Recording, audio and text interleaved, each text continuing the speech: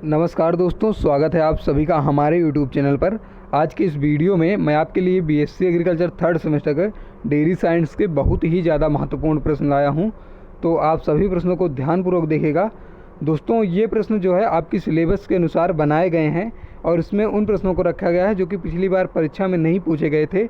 तो आप सभी लोग पिछले साल के पेपर को सॉल्व कर लीजिएगा और इन सभी प्रश्नों को ध्यानपूर्वक पढ़ लीजिएगा। आप सभी के जो है काफ़ी क्वेश्चन सही होंगे। तो चलिए शुरू करते हैं। आज का जो हमारा पहला प्रश्न है ये है कि गाय के दूध में खीस का मान होता है, तो इसका जो आंसर होगा वो होगा 6.4 से 6.6।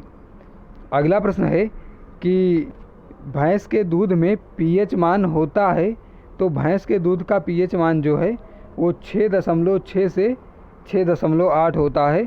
दोस्तों, जिन लोगों ने अभी तक हमारे चैनल को सब्सक्राइब ना किया हो, सब्सक्राइब कर लेंगे, क्योंकि यहाँ पर आपको बहुत ही ज़्यादा इंपॉर्टेंट नोट्स और पेपर का सॉल्यूशन प्रोवाइड कराया जाता है। और अगला प्रश्न देखते हैं, तीसरा नंबर प्रश्न है कि खीस का पीएच मान होता है, तो इसका जो है आंसर होगा 5.5 से 6.5। अगला प्रश्न है कि दूध की बायोलॉजिकल परिभाषा किसने दी थी, तो इसका जो आंसर होगा वो होगा डेविस, एल्सडन एंड वॉलकर ने। अगला प्रश्न है 5वां नंबर कि दूध की व्यावसायिक परिभाषा किसने दी थी, तो इसका उत्तर होगा रिचमॉन्ड ने। अगला प्रश्न है गाय के दूध में वसा एवं एसएनएफ की मात्रा कितनी होती है, तो इसका जो आंसर होगा वो होगा 3.5% वसा और 8.5% एसएनएफ। अगला प्रश्न है 7वां नंबर कि स्किम्ड मिल्क की वसा व एसएनएफ की मात्रा कितनी होती है, तो स्किम्ड मिल्क में जो है 0.5% वसा और 8.7% एसएनएफ पाया जाता है। दोस्तों, ये सभी प्रश्न जो है बहुत ही ज़्यादा इंपॉर्टेंट है, तो आप ध्यानपूर्वक देखिएगा और उनको याद ज़रूर कर लीजिएगा। अगला प्रश्न है कि दूध में प्रोटीन किस रूप में पाई जाती है, तो दूध में प्रोटीन जो है वो कोलाइडल रूप में पाई जाती है। अगला प्रश्न है कि दूध में वसा किस रूप में पाई जाती है, तो इसका उत्तर होगा इमल्सन के रूप में। दूध में वसा जो है वो इमल्सन के रूप में पाई जाती है। अगला प्रश्न है दूध में लैक्टोज और खनिज किस रूप में पाए जाते हैं, तो दोस्तों दूध में जो है लैक्टोज और खनिज ट्रू सॉल्यूशन के रूप में पाए जाते हैं। अगला प्रश्न है 11 नंबर कि एनडीडीबी कहाँ स्थित है, तो NDDB national dairy development board जो है वो आनंद, गुजरात में स्थित है। दोस्तों, ये क्वेश्चन बहुत ही ज़्यादा इंपॉर्टेंट है। अगला प्रश्न है CGRI central gold research institute स्थित है, तो ये जो है मखदूमपुर, मथुरा, उत्तर प्रदेश में स्थित है।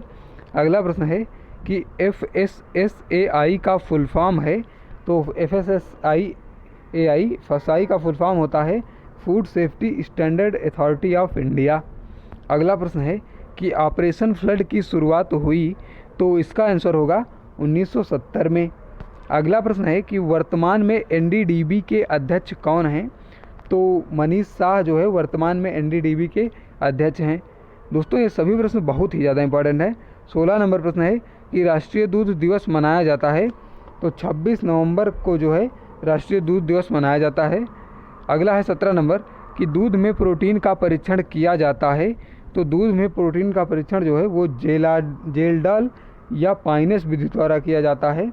अगला प्रश्न है 18 नंबर दूध में खीस का परीक्षण किया जाता है, तो इसका आंसर होगा COB परीक्षण। अगला प्रश्न है वसा में घुलनशील विटामिन है, तो इसका आंसर होगा vitamin K, vitamin E, vitamin D और विटामिन A, ये सभी जो है वसा में घुलनशील विटामिन है। 20 नंबर प्रश्न है कि दूध में यूरिया की मिलावट का पता लगाया जाता है, तो दूध में यूरिया का मिलावट का पता जो है वो DMAB टेस्ट द्वारा लगाया जाता है। दोस्तों, वीडियो अच्छा लग रहा हो तो वीडियो को लाइक कर दीजिएगा और वीडियो को अपने सभी थर्ड सेमेस्टर के छात्रों के साथ शेयर कीजिएगा, शेयर ज़रूर करिएगा, क्योंकि ताकि उनकी भी हेल्प हो सके। अगला प्रश्न है 21 नंबर कि लैक्टोमीटर में रीडिंग के निशान होते हैं, तो लैक्टोमीटर में रीडिंग के निशान जो है वो 0 से 40 होते हैं। अगला प्रश्न है कि दूध में वसा का परीक्षण किया जाता है, तो दूध में वसा का परीक्षण जो है वो ब्यूटारोमीटर द्वारा किया जाता है।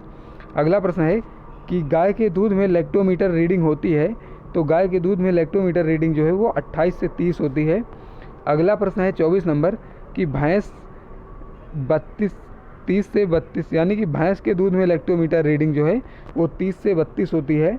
अगला प्रश्न है 25 नंबर कि दूध के मूल्य निर्धारण की सबसे अच्छी विधि है, तो इसका जो आंसर होगा वो होगा वसा और एसएनएफ देखकर जो है दूध का मूल्य निर्धारण किया जाता है। अगला प्रश्न है बकरी के दूध में प्रकृति होती है, तो बकरी के दूध की प्रकृति जो है वो क्षारीय होती है और गाय और भैंस के दूध की प्रकृति जो है अम्लीय होती है, इसको आप ध्यान रखिएगा। अगला प्रश्न है कि दूध का सबसे कम परिवर्तन वाला अवयव है, तो लैक्टोज जो है वो सबसे कम परिवर्तन वाला अवयव है और वसा सबसे अधिक परिवर्तन वाला अवयव है। 28 नंबर प्रश्न है कि दूध में या खीस में नमकीन स्वाद होता है, तो क्लोराइड्स के कारण होता है। अगला प्रश्न है कि ताज़े दूध की अम्लता होती है, तो इसका आंसर होगा 0.14%। अगला है 30 नंबर, दूध में एक महत्वपूर्ण व्यवहार है केवल, तो ये जो है दूध एक पूर्ण आहार है, इसमें गलत लिख उठा है, तो दूध एक पूर्ण आहार है वो बच्चों के लिए है। अगला प्रश्न है 31 नंबर कि भैंस के दूध में दूध का रंग होता है, तो भैंस के दूध का रंग जो है वो क्रीमी सफ़ेद होता है, इसका आंसर होगा क्रीमी सफ़ेद। अगला प्रश्न है 32 नंबर, ICMR के अनुसार एक स्वस्थ व्यक्ति को कितने दूध की आवश्यकता होती है, तो इसका आंसर होगा 280 से 300 ग्राम। अगला प्रश्न है कि गाय के दूध में शर्करा पाई जाती है, तो गाय के दूध में शर्करा जो है वो 4.96% पाई जाती है। अगला प्रश्न है बकरी के दूध में वसा पाई जाती है, तो बकरी के दूध में वसा 3.60% पाई जाती है। अगला प्रश्न है कि स्टैंडर्ड मिल्क में वसा और एसएनएफ की मात्रा कितनी होती है, तो जो है इसमें स्टैंडर्ड मिल्क में वसा होती है 4.5% और एसएनएफ जो है 8.5% होती है। अगला प्रश्न है 36 नंबर, 2020 में भारत में दूध उत्पादन कितना हुआ था, तो 2020 में जो है भारत में दुग्ध उत्पादन 158 मिलियन टन है। दोस्तों ये भी क्वेश्चन बहुत ही ज़्यादा महत्वपूर्ण है। अगला प्रश्न है कि दूध से क्रीम निकालने की सबसे अच्छी विधि है, तो अब केंद्रीय विधि जो है वो सबसे अच्छी विधि है। 38 नंबर है LT में होता है, तो LT जो है लॉन्ग टाइम टेम्परेचर, तो जो है ये 63 डिग्री सेंटीग्रेड ताप और 30 मिनट पर LT होता है। अगला प्रश्न है 39 नंबर, दूध को छानते समय फ़िल्टर तापमान होना चाहिए, तो 35 से 40 डिग्री। और 40 नंबर प्रश्न है कि दूध में सुगंध आती है, तो वसी अम्ल फास्फोलिपिड के कारण। दोस्तों चैनल को सब्सक्राइब कर लीजिएगा और वीडियो अच्छा लगा हो तो वीडियो को लाइक कर दीजिएगा और अपने सभी दोस्तों के साथ शेयर ज़रूर करिएगा।